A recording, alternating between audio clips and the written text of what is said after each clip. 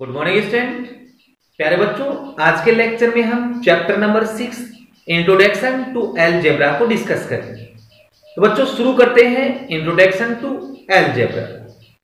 Dear student, आपने छोटी क्लासों में रेक्टेंगल के बारे में स्टडी किया और छोटी क्लासों में हमने देखा था कि perimeter of rectangle is equal to 2 time L plus B होता था। ठीक है, तो perimeter of rectangle is equal to क्या होता है 2 टाइम एल प्लस बी। ठीक है, अब यहां आप ऑब्जर्व करेंगे तो जो 2 है वो एक फिक्स क्वांटिटी है। ठीक है, 2 क्या है, बिल्कुल फिक्स है, तो इस 2 को बच्चों हम बोलते हैं कांस्टेंट। ठीक है, 2 क्या है आपका कांस्टेंट और L और B ये आपकी अननोन क्वांटिटी है। ठीक है, इसलिए इनको हम बोलते हैं वेरिएबल, या फिर L और B सिचुएशन के अकॉर्डिंग चेंज होते रहते हैं तो उनको हम बोलेंगे वेरिएबल।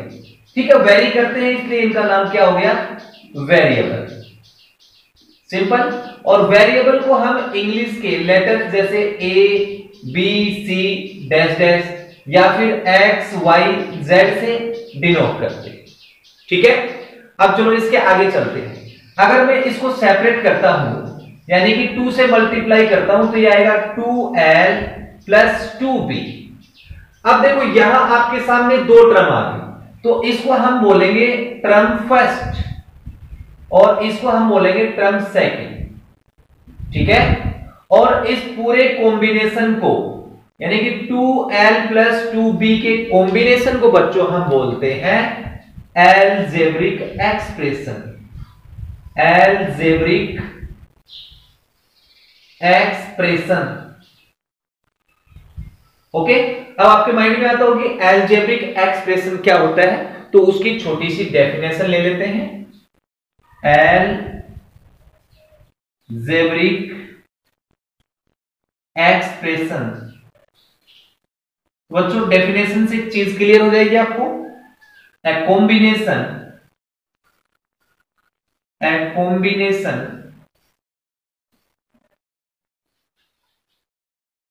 ऑफ कांस्टेंट्स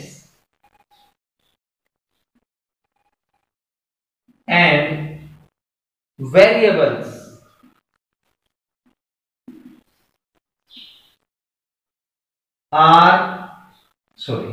variable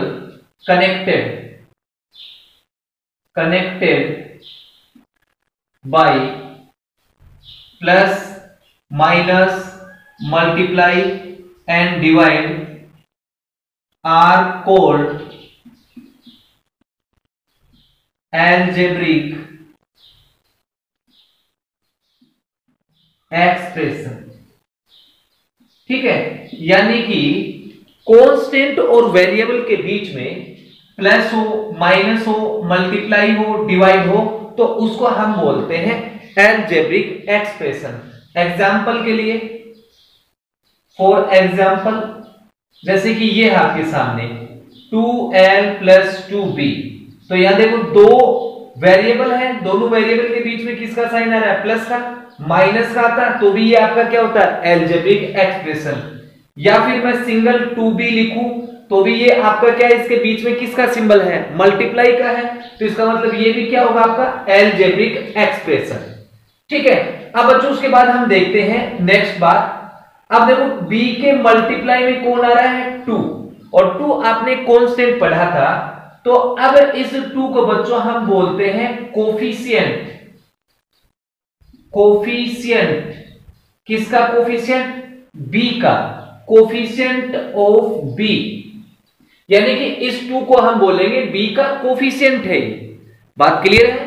यानी कोफिशिएंट का मतलब क्या हो गया बच्चों, अगर सिंपल सी डेफिनेशन देखी जाए तो मल्टीप्लाइंग फैक्टर आपका कोफिशिएंट होता है। एग्जांपल के लिए मान लो कि मैंने लिखा x² प्लस 4x। अब मैं आपसे बात करूं कि x² का कोफिशिएंट क्या है, तो इसके मल्टीप्लाई में तो आपके पास कुछ भी नहीं है, अगर ध्यान से देखेंगे तो 1 है इसके मल्टीप्लाई में, तो x² का कोफिशिएंट 1 होगा। सिमिलरली अगर x की बात करें तो x का जो कोफिशिएंट है वो 4 है। तो ये हो गया आपका कोफिशिएंट। अब बच्चों देखो वेरिएबल है, इसको एक नाम और भी बोलते हैं जिसको बोलते हैं लिटरल, ठीक है ना। लिटरल बोले तो भी वो वेरिएबल ही होता है। तो ये बात थोड़ा सा आपको ध्यान देना है। अब बच्चों स्टार्ट करते हैं एक्सरसाइज 6.1। अब हम एक्सरसाइज 6.1 का फर्स्ट क्वेश्चन लेते हैं। फर्स्ट क्वेश्चन बोला कि Rahul is 12 years old. Rahul की एज कितनी है? 12 years. Right Rahul's age in term of 1। अब देखो आपको दो पोर्शन दे रखे ए और बी। ए में अगो है और बी में आफ्टर है। तो जब भी अगो वर्ड आए तो जो प्रेजेंट एज होती है उसमें हम माइनस करते हैं और आफ्टर अगर मिलता है तो हम प्लस करते हैं प्रेजेंट एज। अब आपको क्या बोला कि 5 इयर्स अगो, 5 साल पहले राहुल की एज क्या होगी? तो प्रेजेंट एज क्या है? 12 इयर्स। तो 5 साल पहले क्या होगी? 12 minus 5 is equal to 7 years, ठीक है, इतने साल का होगा। y इयर्स अगो, तो इसका मतलब 12 माइनस वाई जो भी आएगा वो इयर्स में आंसर आ जाएगा।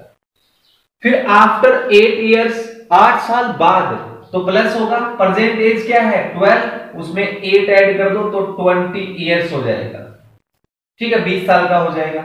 After y years that is 12 plus y years आ जाएगा, ठीक है। तो ये सिंपल सा क्वेश्चन है फर्स्ट, वो कंप्लीट हुआ। ओके स्टूडेंट, अब हम क्वेश्चन नंबर सेकंड को लेते हैं। सेकंड बोला है कि there are x student in a class. एक क्लास में x स्टूडेंट है। They arrange themselves equally into the group of 7। वे खुद को 7 के ग्रुप में समान रूप से व्यवस्थित करते हैं। How many groups are there? कितने ग्रुप हैं ये हमें बताना है, ठीक है। So number of students is equal to x student है और एक ग्रुप में कितने स्टूडेंट है? 7। So number of students in each group is equal to 7। तो देयरफॉर नंबर ऑफ ग्रुप, ठीक है, ग्रुप्स, टोटल स्टूडेंट कितने आपके पास? x है। अब एक ग्रुप में 7 स्टूडेंट है और क्लास में जितने भी स्टूडेंट है उसमें 7 का डिवाइड कर देंगे, यानी कि x बाई 7, ये इसका आंसर हो गया। ओके, अब हम थर्ड क्वेश्चन पे आते हैं। थर्ड में बोला है the blue pencil is 6 centimetre long, the red pencil is x centimetre long. अब ए पार्ट में बोला कि what is the difference in their length in terms of y। Difference बताना है बच्चों, तो इसका मतलब माइनस करना है। तो ए का आंसर होगा आपके पास difference is equal to, blue pencil 6 centimetre है और वो आपकी x है तो 6 माइनस x आ जाएगा, सेम, ठीक है। अब बी पार्ट में क्या बोला है? What is the total length of both of the pencil. Total length बतानी है, तो total length is equal to आ जाएगा, दोनों को ऐड कर दो तो एक तो 6 सेंटीमीटर की है, दूसरी x सेंटीमीटर की, तो 6 प्लस x सेंटीमीटर, ठीक है। तो ये हमारा क्वेश्चन नंबर 3 कंप्लीट। अब हम क्वेश्चन नंबर 4 पे आते हैं। 4 में बोला है right the expression for the following statement. ये आपको स्टेटमेंट दे रखा है, इनका एल्जेब्रिक एक्सप्रेशन लिखना है। तो ए पार्ट में बोला कि 8 more than z। 8 more than z का मीनिंग क्या हो गया? z में 8 ऐड कर दो, z प्लस 8। अगला part B, 2 less than x, तो x minus 2। x is subtracted from 2 of y, that is 2 of y का मतलब 2y। इसमें से x सब्ट्रैक्ट करना है तो x कर दो। अब 2 टाइम्स y, 2 टाइम्स y का मतलब 2y और एडेड टू 3 तो प्लस 3 कर दो, या फिर ऐसे लिख दो 3 प्लस 2y, एक ही बात है। अब आगे क्या बोला कि the quotient of y by x subtracted from 2, 2 में से सब्ट्रैक्ट करना है, 2 माइनस क्या सब्ट्रैक्ट करना है?